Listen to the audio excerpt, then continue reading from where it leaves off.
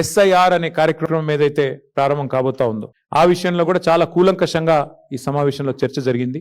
Special intensive revision పేరిట మరి west బెంగాల్లో దాదాపు 95 లక్షల ఓట్లు తొలగించడం జరిగింది. బీహార్లో 65 లక్షల ఓట్లు తొలగించడం జరిగింది. అట్లాగే రేపు తెలంగాణలో ఈ ఎస్ఐఆర్ అనే కార్యక్రమం ప్రారంభం అవుతా ఉంది. కాబట్టి ఈ విషయంలో పార్టీ మొత్తం కూడా టాప్ టు బాటం, గ్రామ స్థాయి నుంచి మొదలు పెడితే, బూత్ స్థాయి నుంచి మొదలు పెడితే, స్టేట్ స్థాయి దాకా కూడా ఫోకస్ చేయాలని చెప్పి మా పార్టీ అధ్యక్షులు దిశానిర్దేశం చేశారు. ఈ విషయంలో ఎందుకంటే ఓట్ల తొలగింపు ప్రక్రియ పేరిట జరిగిన నాటకం, దొంగ ఓట్ల చేర్పుల వల్ల జూబ్లీహిల్స్ ఎన్నికల్లో జరిగిన నష్టం దాదాపు 15,000 దొంగ ఓట్లు జూబ్లీహిల్స్ ఎన్నికల్లో మా ఓటమికి కూడా కారణమయ్యా అనే ఒక అభిప్రాయం కూడా సమావేశంలో వ్యక్తం కావడం జరిగింది.